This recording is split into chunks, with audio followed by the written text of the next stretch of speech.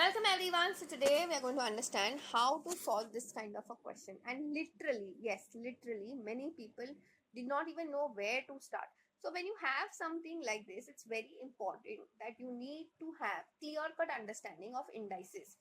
So we have 8 raised to x, okay? And if you see, I can write 8 in terms of 2.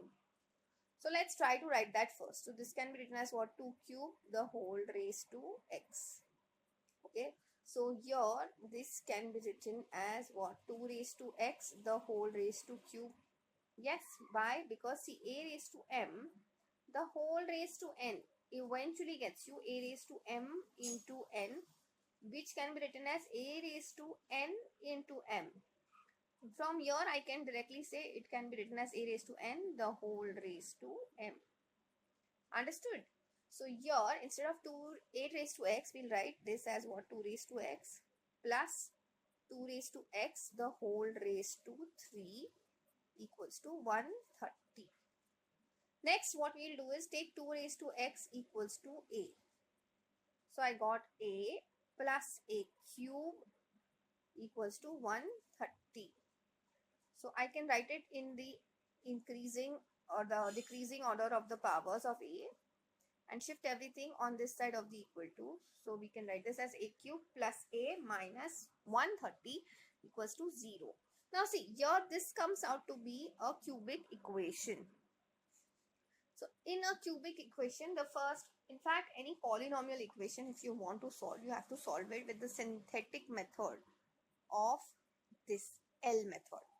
Okay, so let's write this in the other page. So we have a cube plus a minus 130 equals to 0. And like I said that we can do the synthetic division only and only if orally you can put values of a and find out if it is getting you the value as 0. So for 1 obviously it will not do, for 2 also it will not do, 3 also it doesn't do, 4 also it doesn't work. 5 it works because 5 cube is what? 125 plus 5 minus 130 gets you 0. So here we can say that therefore a one value of a is what? 5.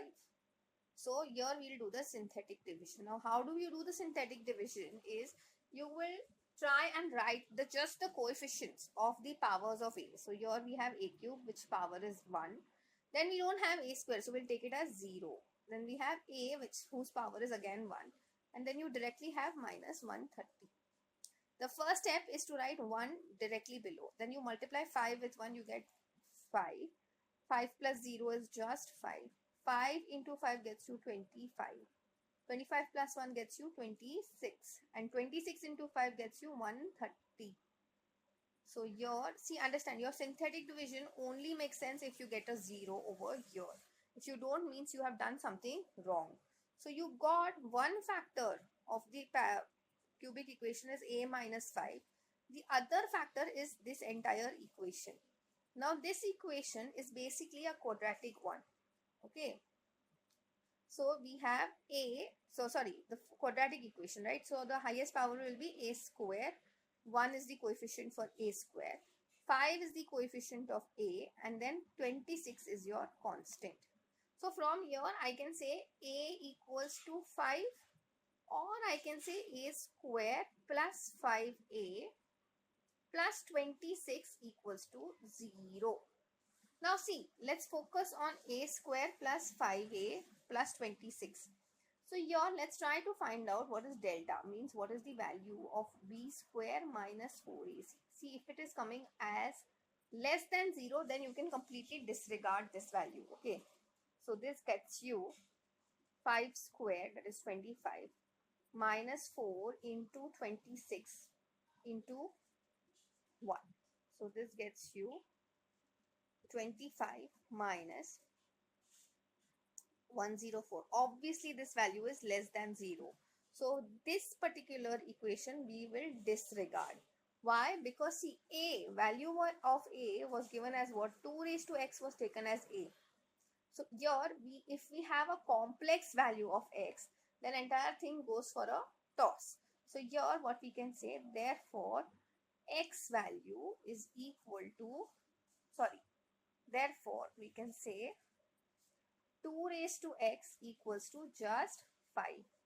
In order to find the value of x, we'll apply log on both sides. So log 2x equals 2 raised to x equals to log 5.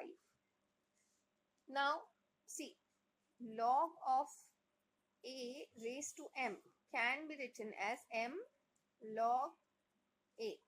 So this can be written as x log 2 equals to log 5. In order to find the value of x, you will divide both sides by log 2. So here we can say x equals to, either we'll say log 5 to the base 2. Why like that? Because in logarithm, log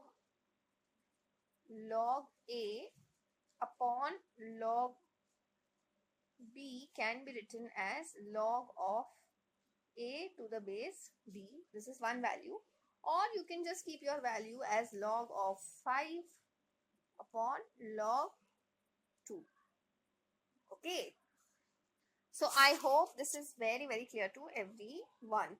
So here I can say, therefore the value of x, we got the value of x as either log 5 upon log 2, or I can say log 5 to the base log 2, or if they had provided you with the log book, then we know that the value for log 2 is basically 0.301, and the value for log 5 is 0.699. Okay, so when you divide this log 5 by by log 2, you get the value as nothing but 2.32. Okay, so this is one of the values for x. Either you can mark this as your answer or this as your answer. If they are provided with your logbook, then this is your answer. So I hope you've understood how to solve this kind of a question. Now students, I wanted to let you all know, say this was a question which was reached out to me through YouTube, or at my Gmail address, which was fast and easy maths at Gmail. Okay, gmail.com.